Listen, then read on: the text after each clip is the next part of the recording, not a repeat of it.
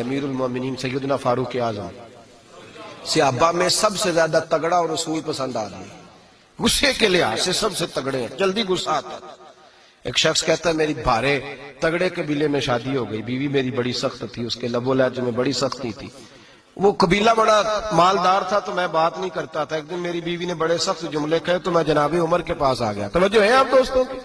کہتے ہیں حضرت عمر کے پاس آیا تو میں نے دروازے پہ دستک دی، بیوی کی شکایت کرنے آیا کہ ذرا مہربانی کریں، تو کہتے ہیں جناب عمر اندر سے اٹھے تو ان کی زوجہ بولنے لگی، کہنے لگی بس آ گیا آپ کو کوئی بلانے والا؟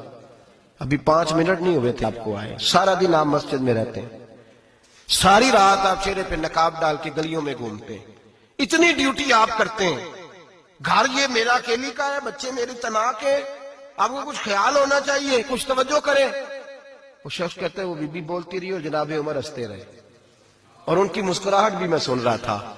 جب آپ بہت زیادہ مسکرائے نا تو وہ بھی مسکرانے لگی، زوجہ بھی مسکرانے لگی اور کہنے لگی اب کیا کہتے ہو؟ تو جناب عمر کہنے لگے کیا یہ رہا ہوں کہ اگر تیری بات ختم ہو گئی ہے تو میں جاؤں، اور اگر ہے تو میں کھڑا ہوتا ہوں، سنا لے کوئی اور بھی ہے تو۔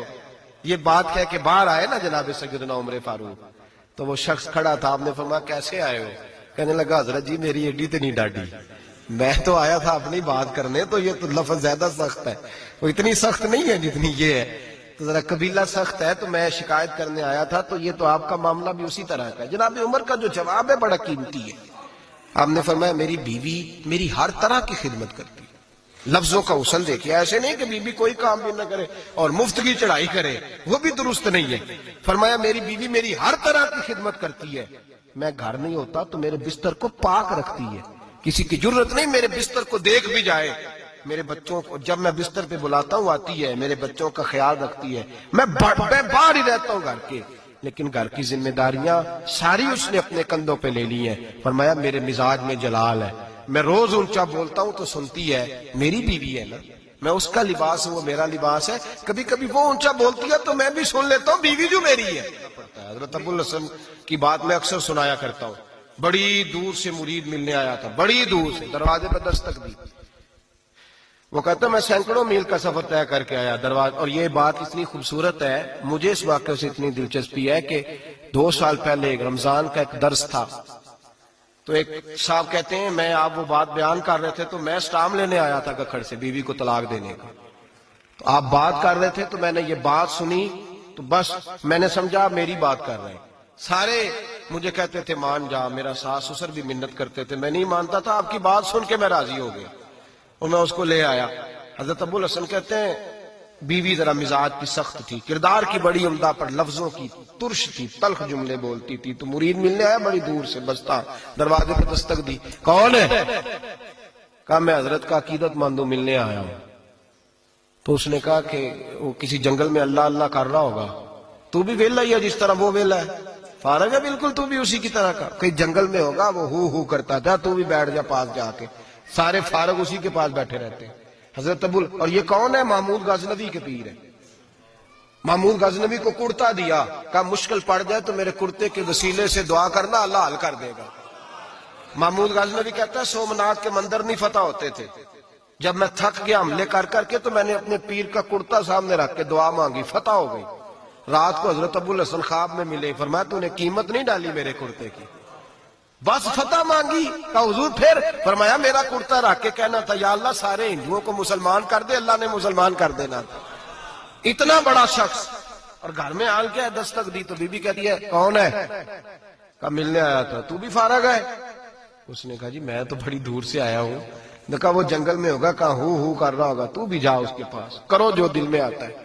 تو کہتے ہیں میں نے کہا کچھ بھی نہیں بیچارہ، جس کا گھر ہی حال کوئی نہیں، تو کچھ بھی نہیں ہے، کوئی شے نہیں، چھوڑو، لیکن اب آیا ہوں بڑی دور سے تو ملنا تو پڑے گا۔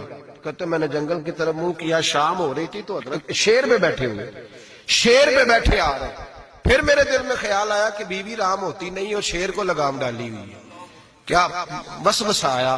تو فرماتے ہیں نیچے اترے تو فرمانے لگے کہ ساری عادتیں اچھی ہیں، زبان کی نہیں اچھی، ساری عادتیں، میں نے بتایا نہیں، خود بولے ساری عادتیں اچھی ہیں، زبان کی نہیں اچھی، اور مجھے پتا ہے میں نے نکال دی تو کوئی رکھے گا بھی نہیں، کسی کے ساتھ گزارا نہیں کر سکتی، میرا تو ہو رہا کوئی نہیں رکھے گا۔ فرمانے لگے میں اس بد زبان سے حسن سلوک کرتا ہوں، اللہ نے بے زبان مخلوق میری فرما بردار کر دی. یہ جو میں بیٹھا ہوں یہ میری ریاضت کی وجہ سے نہیں، اس بد زبان سے حسن سلوک کرتا ہوں تو یہ بے زبان میری تابعدار ہے. میں نے نکال دی تو گزارا. حوصلہ کرے، دلیری پیدا کرے، اپنے مزاج کے اندر قوت پیدا کرے. جو بات بات پہ پھٹ پڑے اس کا ظرف کمزور ہوتا ہے. بہرحال آخری بات سنیں، وہ یہ ہے کہ جو خارجی لوگ ہوتے ہیں وہ بڑا مسئلہ پیدا کرتے ہیں. لڑکی کے ماں باپ اور لڑکے کے ماں باپ. میں تو منت کرتا ہوں ماں باپ کی، منت کرتا ہوں خدا را ان کو بسنے دے، مہربانی کرے ان کو بسنے دے، ان کو وقت گزارنے دے. وہ ناراض ہو گئے، میاں صاحب نے کو برا بھلا کہا تو اب انسان کا مزاج ہے، وہ جب دکھی ہوتا ہے تو کسی کو دکھ سناتا ہے. تو اس نے بیوی نے فون کر دیا اپنی بہن لاہور والی کو کہ میرا میاں ہے. تو اس نے کہا میں تو پہلے ہی ابا جی نے کہا سی یہ بندے نہیں چنگے، میرا تو میں جیسے کہتی ہوں ویسے ہی کرتا ہے. میری بہن حوصلہ کار، میں تو اس دن بھی آئی تھی تو فلانی عادت مجھے بڑی بری لگی تھی، تو میں تو تیرا گھر ہے. تو اس نے اور بارود بھر دیا، لاہور بیٹھ کے ایسی تیلی پھینکی ہے کہ ساری رات گھر جلتا رہے گا. او خدا را معافی دے دو ان کو معافی دو. تم نے تو دور رہ کے ان کو غلط گائیڈ کرنا ہے تو انہوں نے کٹھے رہنا ہے. یہی حال لڑکے کے دوست نے اپنے دوست سے کہا یار بھابی تمہاری بات نہیں سنتی. تو اس نے کہا یار چھوڑ، تو نے کہا شادی کر لی ہے میرے والی، میں گھر جاؤں تو سانس بند ہو جاتے، چاہے پوچھتی بھی نہ ہو سیدھے منہ سے. جھوٹ بولے گا، اس کا گھر تباہ کرے گا، حالات خراب کرے گا، چاہے روز اس کا حال اپنا برا ہوتا ہو. چاہیے کیا؟ میرے نبی کریم علیہ السلام نے فرمایا دو لوگوں کی صلح کرانے کے لیے تجھے غلط بات کہنی پڑتی ہے تو کہہ دے، اللہ تجھے اس پہ بھی اجر عطا فرمائے گا. ان کو کہے کہ یار کوئی بات نہیں، انسان کے کبھی رویے کچھ ہوتے ہیں، کبھی کچھ ہوتے ہیں، کبھی اندر کوئی ٹینشن ہوگی تیرے ساتھ، ان کو اچھا گائیڈ کریں. اس لیے کہ ان دونوں نے اکٹھے رہنا ہے، تم نے تو فطور ڈال کے نکل جانا ہے. میرے نبی پاک علیہ السلام کی حدیث سنیں، حضور نے فرمایا لعنتی ہے وہ شخص جو مرد کو عورت کے خلاف اکساتا ہے اور عورت کو مرد کے خلاف اکساتا ہے. وہ لعنتی ہے، وہ کوئی بھی ہو، مائیں بھی اور باپ بھی اور بہنیں بھی، سارے اس بات کا خیال کریں، غلط فکریں دماغوں میں نہ چھوڑیں. آپ اپنا گھر بسائیں گے، سائڈ پہ ہو جائیں گے اور یہاں تباہی اتر جائے گی.